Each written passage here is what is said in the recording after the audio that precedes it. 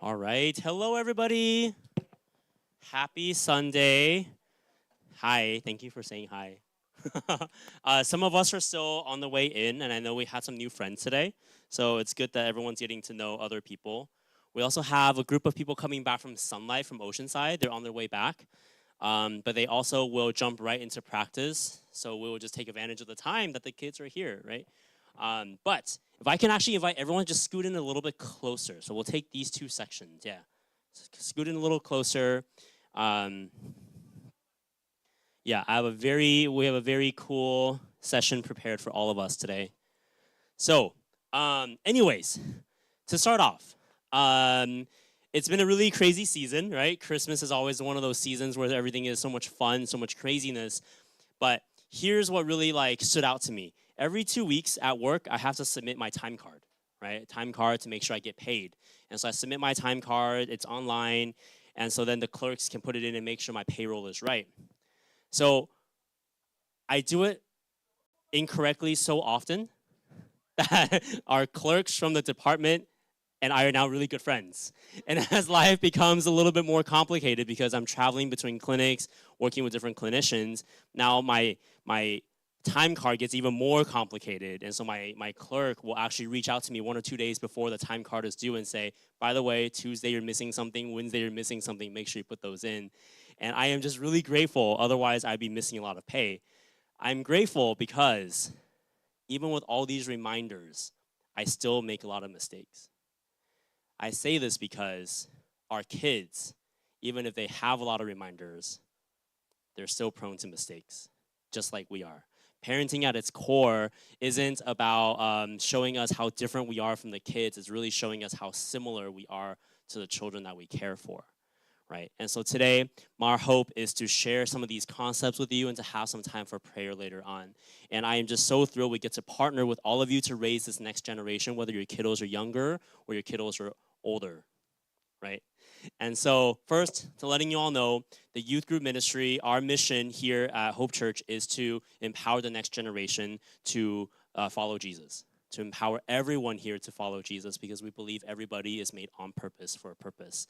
And our vision for our students that come through youth ministry is that they become people who love God, who grow in their faith, as well as serve others. So you can see the middle school students are serving Sunlight, our high school students are serving on Fridays, and it's become a beautiful, beautiful thing. So I want to share all of this with us because today we're going to talk about two concepts out of our book. The book is Parenting by Paul David Tripp. We're going to talk about identity and process. Identity and process. And these are two really interesting but very crucial conversations that I hope we get to have today. But I have a very special treat. Before we get into that, I have invited, just as every time, we invite parents to come and share their journeys with us and share their experiences with us. And the family that I've invited today is so close to my heart. They're always advocating for our programs, always in support of our ministries. And they're like big older brothers and older sisters to me. And I'm just so thankful to have them here with us. Now, as always, coming up here and sharing about your family is not easy because it's not always fun. It's not always the happy things. It's often the challenging things. So I hope that this is a space we can hold for the parents who come up and share, because this is a very scary process and it takes a lot of courage and faith. But I also think it'll be great because it'll model for us what it looks like when we can share about our challenges, our weaknesses, and all the things that we're going through. So without further ado, I'd like to invite Endeavor to share with us for today. This is all local family here. All right.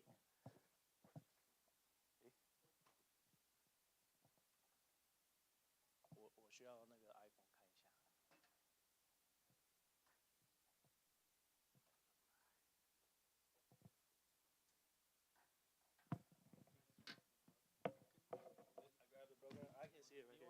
I'm good. I'm good. Do I need a mic or use a mic? Okay. Okay. Oh, thank you.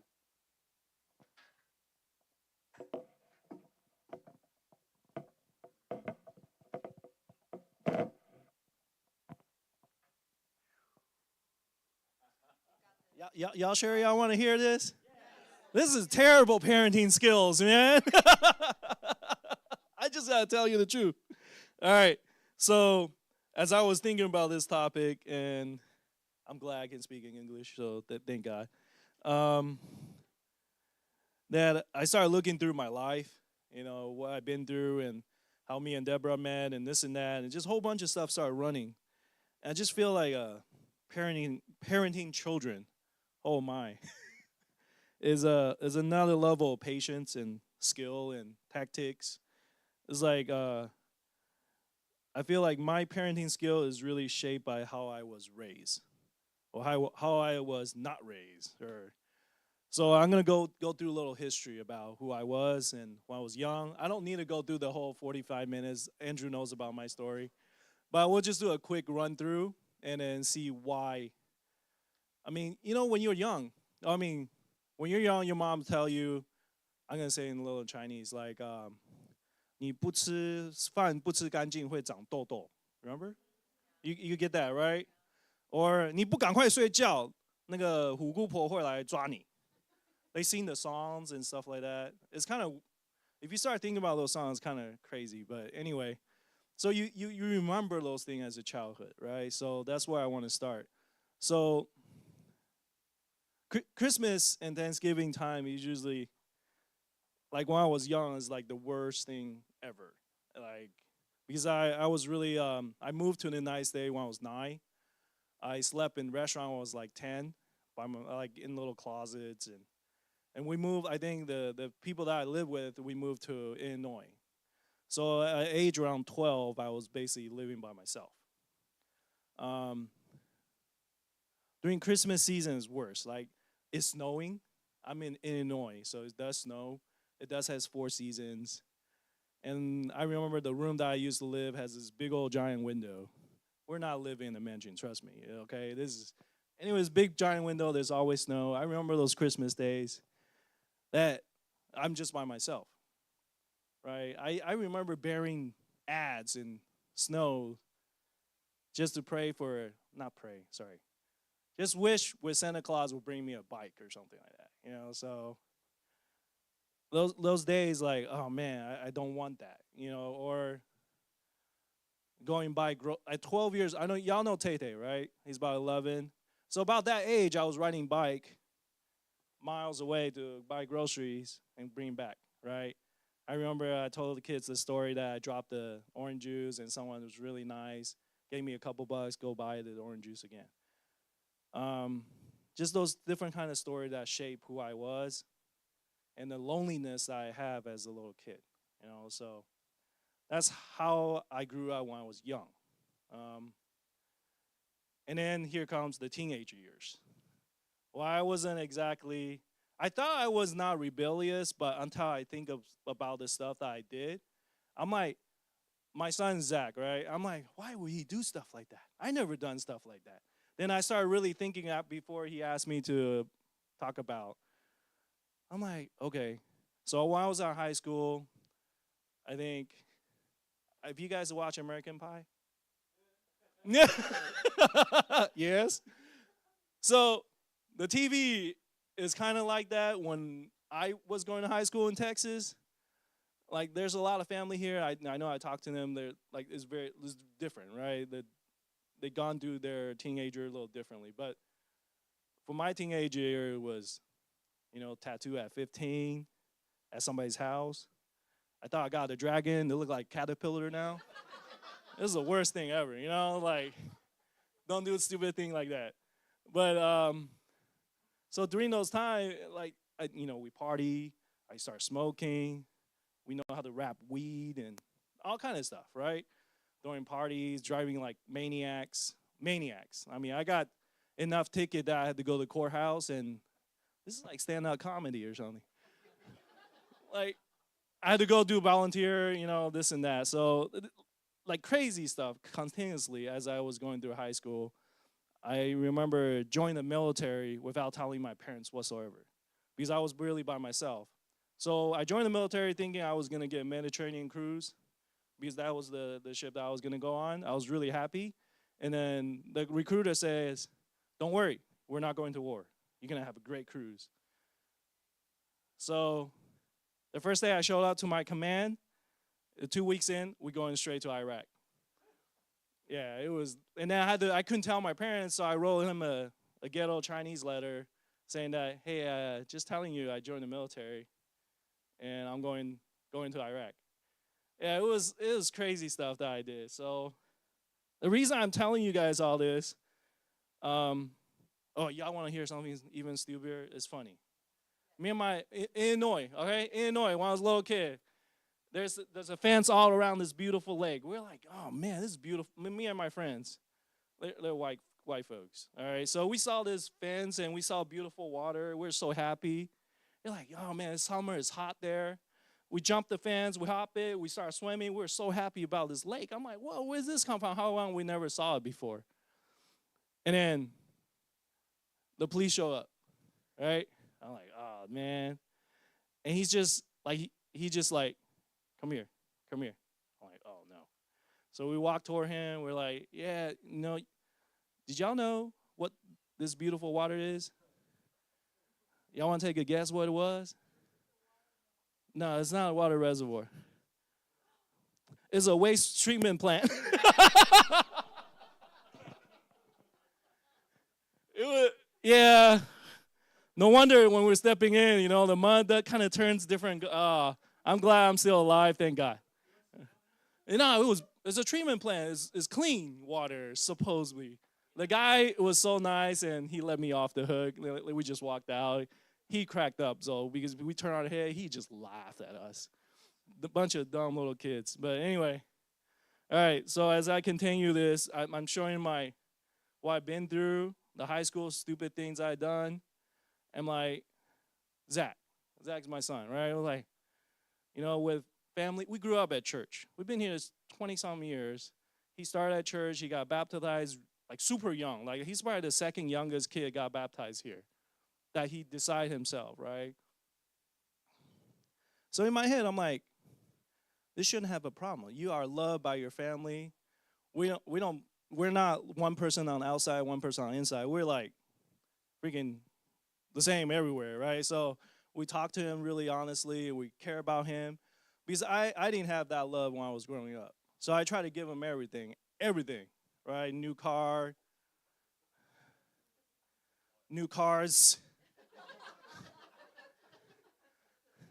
I mean, he threw big party, I threw parties, so it was like, oh, man, this thing does not fall far from the tree. I'm like, I can't blame him in a way, but I still try to tell him what's right, what's wrong. But anyway, so I was growing up, I was really young, and money is an issue because we had to work really hard when I was young. I think by age 16, I didn't touch my parents' money, so I worked really early. So I very value money because I want to make sure he has a good place. Like he knows the importance of money, like importance of education. We tell our kids so you can get a better job and this and that. So a lot of time we talk to him is like, how's your grade? And how's your school? How's your test? Have you applied? This and that. We're like, it's more of just asking, right? Him questions. And the kids now, they just get annoyed when you start asking those questions. You can see that too. And for me, because I want him to get a job because he taught me a lot of responsibility. So I pushed him. Like I pushed him, hey, I get you this car, you got to pay for your car, you got to go get a job, this and that. And sometimes it's really hard to get a job. But for me, if I want to get a job, I'm going to get a job, right? For him, he grew up a little different. So he kind of like, oh, I can't find a job. Oh, I can't do that. I'm like, ah. But, I push him. I'm pushing him, thinking that, as a parent, I'm doing the right thing. Asking him how his grades, are you doing good at school?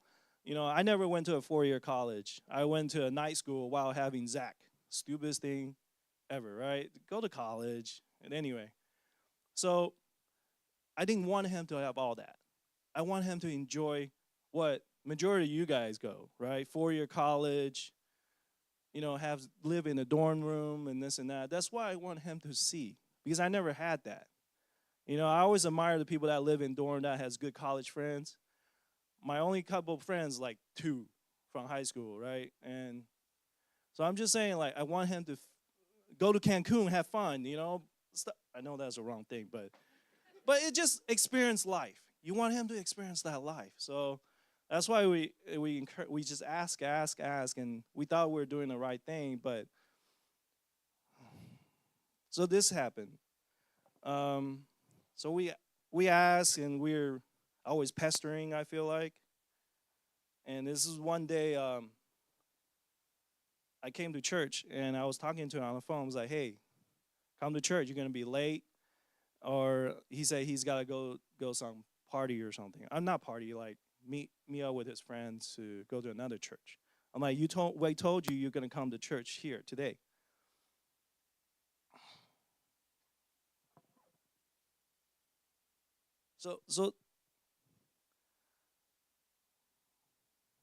So that day, it was really interesting. He kind of like internal like being a louder voice than I am, saying that, hey, Dad, I want to go to the other place. I don't care. And then he started saying other stuff where I don't know how this came about, but it was like, hey, Dad, you know, it hurts me that you're always pushing me to get money. You always keep pushing me to get a job. I've been trying, you know. You just want money, money, money, money. That's what he said to me. And that really hurt. I mean, as a parent, you know you didn't want their money. You want to learn that responsibility. But what they saw is totally different. What they see is like money, money. You just want money. No. And I remember, you know, we used to take part of his pay to pay for the car, but I really didn't. I took his pay so I can save it for him. But he didn't know that. I didn't want him to know that. Kids know where they got money, they're going to use it. Right? So that day, man, oh, wow. And when he said that, I just broke down. I'm like, look, Zach, I grew up like no family, no parents. I just want to give you all my love and give you everything I got. And that's why I did it for you. It's not because I want your money or this and that. I mean, dude, you're getting, nobody's getting this and that, you know? Like, you know you're getting the VIP package, you know? Like, how could you say stuff like that to me? But anyway, what I realized from that conversation, that day I was sitting out there sobbing, throwing my snots out, and I just went home. I'm like, I'm done. I can't do this. And that day I realized, I mean, what we think in our head as parents, thinking is good for them, sometimes really not. They don't know what you're really thinking if you don't really truly try to tell them and explain to them, instead of always just asking questions. You know, I love what Alex does. I know he's not here, but I mean, I ask him, I'm like, dude, you fold your kids' laundry, you do this, you sleep with your kids. I'm like, man, you have the most. Do I took too much time or okay? So it's like there's so much love in that guy. He's so looking like Arnold Schwarzenegger, but so much love in him, right? But I was like, wow. I mean, I started thinking that unconditional love that God gave us, that what Alex is giving to his kids. I mean, look at their kids, right? I start looking, I'm like, okay, there's a reason, right? Why the kids, I'm sorry to point at you, but that's why I see. They turn out really well. Jeremiah looked like a freaking GQ, you know? and right? A great school, going to him, like he does everything by, I'm like, wow, this is what you want perfect kid kind of to be, right? But it's that love that you first give them, but that unconditional love, without reason, without like requests or just hanging out with them. Like David, you know, a lot of people gives me, I can see all this, the good stuff in them, right? Like David plays video game with their kids, right? But he sometimes gets aggressive, but you know, he spends the time, right? For us, like we get busy, we're like, oh man, let me use my phone. I can't, you know, let me relax after crazy days of work or something. But those little moments I regret with Zach is like, hey man, I'm too busy. Let me do my phone or let me do my stuff. And I feel like that ignore and that caused something during his life too. So with Colton is more like, Oh, he's just everywhere. He doesn't care. You say no either anyway. So, but I'm just saying, it's like spending the time, spending the quality with them. It makes all the difference. All right. I'm not saying I'm doing that. I'm just saying what I've seen in other families. Um, and I realize, I mean, they're our kids, but we're just really just stewards. Like we're just like just teaching them, and you gotta let God to do His thing, because the more you pester in, the more you ask question, the more they're farther away from you. And I do have anger issues before Deborah, so yeah, she's put me in place though. But anyway, so that I have to learn how to control that, because with my kids, like they don't listen. My voice can get really, really loud. So anyway, so that stuff like that is you try to learn how to Musa, Musa? Yeah. Calm it down, right? Whenever it just doesn't make sense what they're saying. But anyway, so I love this in John 13:34. It says, a new command. This is Jesus, right? I gave you, love one another as I have loved you. So you must love one another. By this, everyone will know that you are my disciple. So Jesus says, like, it's a new commandment I give you. It's a brand new. All you have to do is love. I know we worry a lot about their kids, which college they're gonna go to. Man, I seen kids go to college, great college, what they happen? They can't handle the stress, suicidal, this and that. I'm not saying going great college is gonna be like that. I'm just saying it's not just about where they're gonna go to college, right? It's about the relationship you're with him. That's what I seen. Now, in a lot of time, I just let go, try to calm down, and even though it doesn't make sense sometimes what the kid says, but you just gotta push yourself back. And then this is one part of it where it makes sense for me is 1 Corinthians says, just as a body through one has many parts, but all its many parts form one body, so it is with Christ. So our kids is not part of us. Like American will say, if I bring you into this world, I'll take you out of this world, right? I guess I'm the only one that says that, but thank you. Thank you for bringing. But, sometimes I do say that because I'm mad, right? I'm like, dude, you want to call the cops on me? You got 5 minutes. I still have 5 minutes before the cops show up, right? So stuff like that, we giggle a lot, but, I grew up in black neighborhood, white neighborhood, Asian neighborhood. So if I start talking to black people, I'm going to sound like a black person. It's weird. It just, yeah, but so I might have some issue there too. But anyway, so there are different parts. Like I'm a mouth, he's a ear. I can't make him eat with his ear, right? It just, we got to realize they're their own person. God made them individual. Each one is unique, right? Each of your kids is unique. Don't compare, just love on them. When you get to the teenage year, they do not make sense. They don't have the strength to self-control. Just like when we're at home, laying on the bed, we're like, oh, I'm going to just scroll for 5 minutes so I can go to sleep. And then end up, the phone hits your face, Stuff like that is like we ourselves as a parents can't control. How you expect a kid that's full of hormone to control himself? You just got to let it go and let God. So at the final thing I want to share is that, I don't know, this song just came to me. You guys heard of Beatles, right? Please tell me. Okay, Beatles, all right. So there's this song said, Let It Be. All right, just go back, listen to that song. Just let you know, when he says Mary, talk to him, it's actually his mother's name, Mary. It's not Mother Mary, okay? But I'm just saying, let it be. A lot of times, let it be, because the meaning of that, if you look in more biblical standpoint, is like, you just don't fight what you can't control. Just find peace. Let it go, let it go, let God take care of it. Because our parents here, we did so much. We bring them to church every day, every Sunday. We taught them the value of our Christianity. We know we love on them unconditionally. And sometimes if you at the last point, there's nothing we can do. And then you just let God. and He will take care of it, right? And I'm not saying our family's perfect. Trust me, by all means, it's not. But every day we just live it, and we just pray that the rest of us to God, right? But thank you. That's all I got.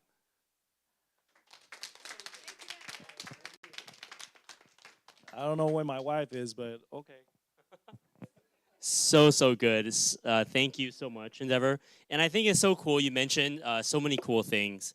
And really, like I said, it's not easy to share about your family, and it's not easy to talk about these things. But I encourage you at some point to also come up and share, right? So really, really exciting. But thank you. Today, like I said, we're talking about identity. We're talking about process. And the things that I want to share with you from this book that I really found awesome are these concepts. But first thing is, the thing we need to learn is, or think about, is we as parents, we parent by grace and not perfection. Right? We parent by grace and not perfection, because God didn't design parenting to show us how capable we are, but to reveal how much we need Him. And so similarly to what Endeavor was saying, I almost called you Zach for a second. Endeavor was saying is, just as our kids need grace from us, we similarly need grace from God. And as we go into this, the first statement that I want to share is this from Paul, from the idea that drifting is natural, but anchoring is intentional. We mentioned this in our service today. Drifting is natural, anchoring is intentional. Let me explain what this means. So, in the past, Christianity used to be assumed. Christianity used to be assumed. So back in the 1940s, Christianity, people who go to church, it was in the high 70s. High 70s to close to 80%, meaning 8 out of every 10 people, it was assumed that they would go to church. But at some point along the way, when people had more options, Christianity became an optional thing. And then nowadays, we call Christianity countercultural. It went from being assumed to being an option. Now it's countercultural, meaning especially if you live here in Southern California, you live here in San Diego, if you are a Christian, you're looked at as not the norm. You're looked at as somebody who may not know what they're talking about. And what's really challenging about this is, when we think about this, is that most people, Christianity is now a memory, is now a tradition more than it is a life to be lived. It is a tradition like, Christmas, a tradition to think about Christmas coming from Christianity versus it really is the reason that we're here. And so this is church membership over the last 100 years or so, but this is a statistic that I want to share with everyone. In 2019, the Barna Group did a survey, and this was an update from 2011. It says 60% of individuals, maybe 65% of individuals who go to church when they're young, at some point will stop going to church. At some point will disengage from church.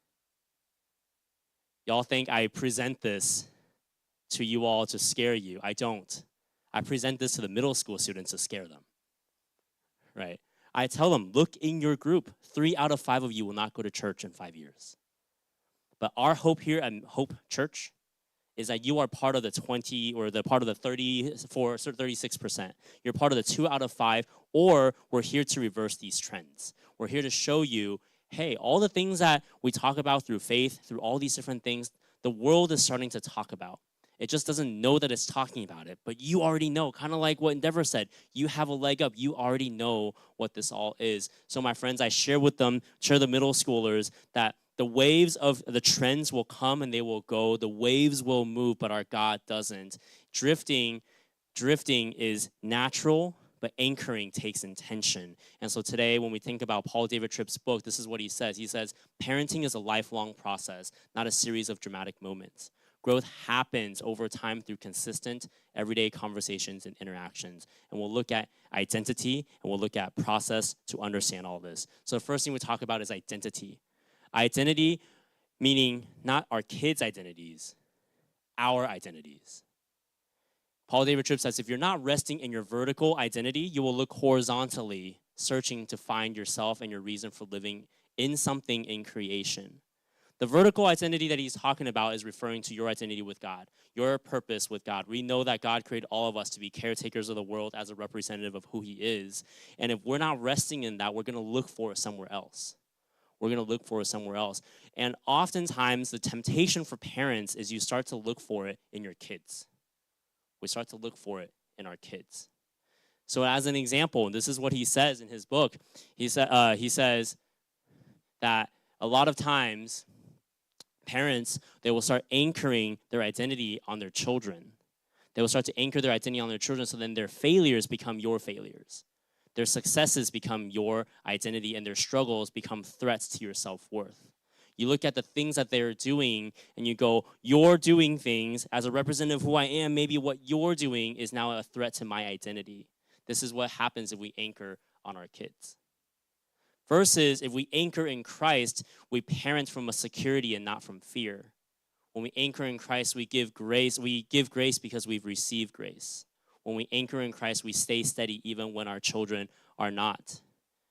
In developmental psychology, the research is showing that parents who are anchored and secure in their parental identities tend to do better psychologically speaking, as well their families tend to do better. And this is a slide that I wanted to show you. It comes from a study back in 2016. It says, parents who reported higher parental identity commitment also reported more positive family functioning and fewer relational difficulties.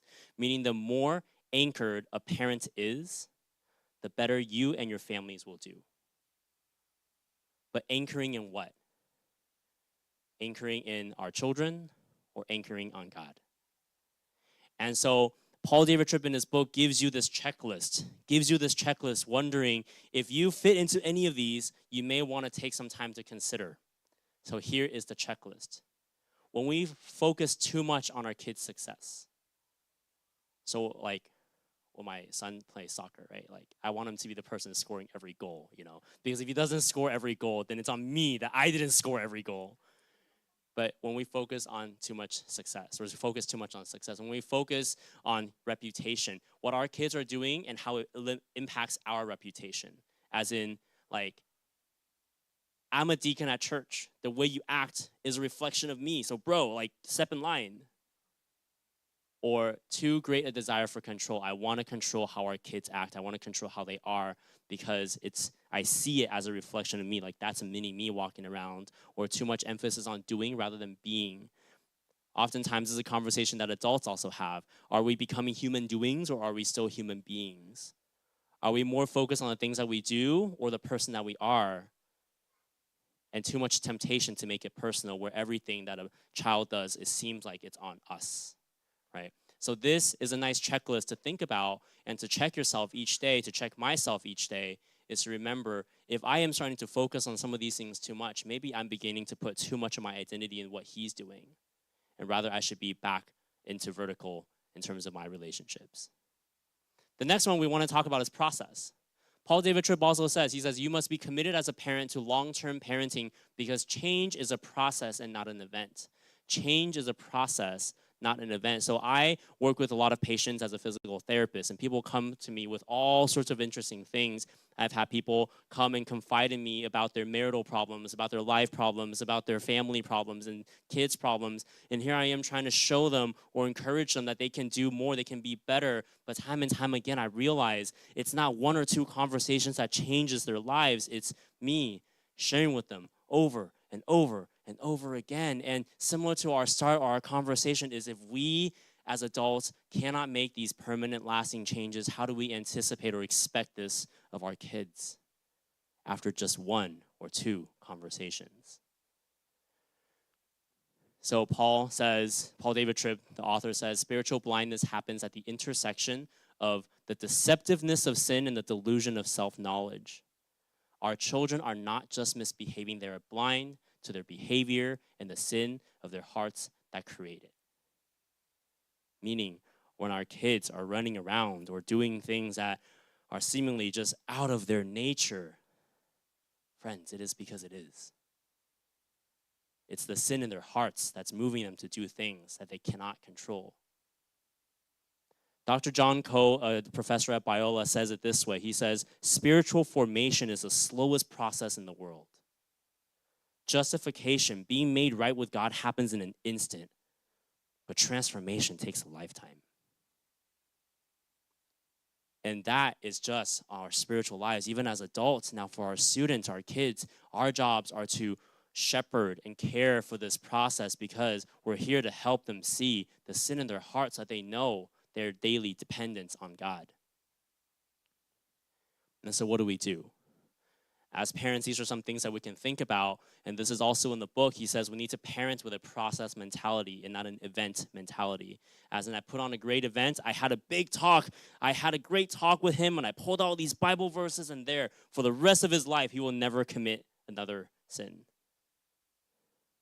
Thank you. I appreciate that, But it's a daily, every moment thing. We see parenting as an unending conversation. This one really hit me because I have conversations with Elliot a lot. And it feels like every day we're talking about the same ideas and the same things. And friends, it's because it is. Every day we should be talking about God. We should be talking about grace. We should be talking about what he or she is experiencing and how we can bring them back to where God is. And we need to parent with a project mentality, meaning we're looking at this big project and thinking about different ways we can approach it. And this is one way to keep us from thinking that parenting happens in a moment, because it's a lifetime. And so, once again, I say this often, me as a young parent, parents of young kids, I look up to all of you where you have been in the process much longer than I have. And you know this much better than I do, and I'm only beginning to taste it. And I hope that as older parents, parents of older kids, I should say, is please mentor our young parents and let us know, how do you endure it? So that we can grow in our own families as well. And so we talk about identity, not putting our identities in our kids. We talk about process, how it's a lifelong thing. And so coming back to the center point is the more anchored we are as parents, the better we and our families will do, which is the more anchored we are on the grace of God, the better we will do. So I will come back to this one more concept that we've talked about over and over again, which is grace. Grace that we need from God.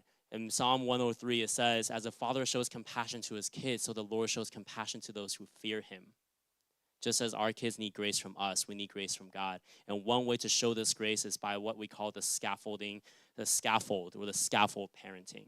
So I presented this book before, but scaffold parenting, if you see this picture on the side, is you present these scaffolds, or you prepare these scaffolds to support, structure, and encourage our kids. And Pastor Ian today talked about pillars and foundations. Once you set the foundations right, you still need the scaffold to help them go up, right? And scaffolding comes in 3 different ways. So number 1 is structure and boundaries. And we've talked about this previously, which is adolescents or young people push to see if the walls will hold. And when they push, and they realize, yes, somebody is holding the wall up, they feel reassured. And they are thankful that it's not them trying to hold the walls up. And so this, we talked about last time as well, the idea of pre-deciding, helping our kids to set up scenarios and practice these scenarios ahead of time, thinking, hey, if something were to happen at school, how would you respond? If something were to happen within our relationships, how would you respond? And I didn't know that endeavor you're going to share about this today, but I wrote this up there. If I'm tempted to not go to church this week, what do I do? And so these are things we can maybe rehearse ahead of time to help them prepare, because when they have rehearsed this, in the moment, they no longer have to decide. They can respond. Another scenario that comes up is if I am alone with my girlfriend or boyfriend and things are starting to get a little bit far, what do I do? Hey, son, what would you do? If we can prepare them ahead of time for that, hopefully the structure is already there. And then we can come and support. Support is we building executive function. We're helping them to decide ahead of time, and we're helping them to support that process. So maybe in some seasons they need more support. As middle schoolers going into high schoolers, when they make that first transition, is how much support can we offer them? And then maybe as they grow older, is how much support should we start to take away? And this, only the parents will know. Only you will know, because you're seeing them along the way. But the idea with the scaffolding is we don't take it away all at once.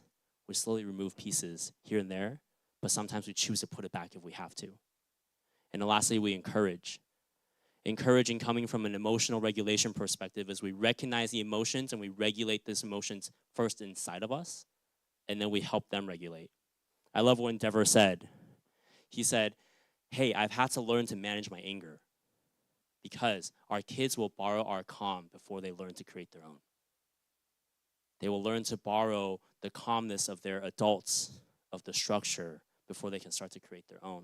So hopefully thinking about some of these things is then it brings us back to understanding where we are, what our relationship with God is like, what our emotional states are going through, where our hearts are. Last time we talked about the pace, the speed of our cars driving down the freeway reflects the pace of our hearts. On Friday, my pace was really slow. So slow. But you know what was interesting? One person had a crisis. Yes, it impacted the whole city, but I like to think that's how God thinks when he leaves the 99 for the one. Is he's like, I have a sheep in crisis. I'm going to go after this one. I hope he's fine. I'm thankful maybe that he's okay, but I'm also thankful that we were all safe and we all showed up today, right? And so just to think about taking this inventory for ourselves. And so, friends, here are some of the take-home points that we have. It is if we're going to teach our kids to go to Jesus daily, we must first go to Jesus daily ourselves. And so if we can do that today in our prayer groups, I think it'll be great that we can start to have some conversation and prayer. But the last slide that I wanted to present to you is here, I'll show it to you again, is this. The 3 take-home points from today. It is number 1, the more anchored we are as parents, the better we and our families do. Number 2, growth is a process more than it is a series of moments. And then last, if we are going to teach our kids to go to Jesus daily, we should first go to Jesus daily ourselves also. So with that, we're going to spend some time. The kids are in sunlight, so we'll have a little bit of time. Andrea already brought lunch for us, so know that you have lunch. Don't worry. So we are going to spend some time in prayer and discussion. Once again, if we can get into groups of 4, if you want to be with your spouse, that's great. I encourage you not to. This way you can get a little bit of a different perspective on things. So groups of 3 or 4, maybe even 5. The questions we're going to talk about today are is where am I parenting out of anxiety or control? Where am I seeking identity in my child? And if I take on this project idea, what do I need to do differently? So you don't have to go through all of them, but these are thoughts that you can start to think about. So friends, if you can take some time, gather up into groups of 3, 4, or 5. We're going to have some time for discussions, thinking about these things, and we'll also have some time for prayer. Okay, so please form the groups.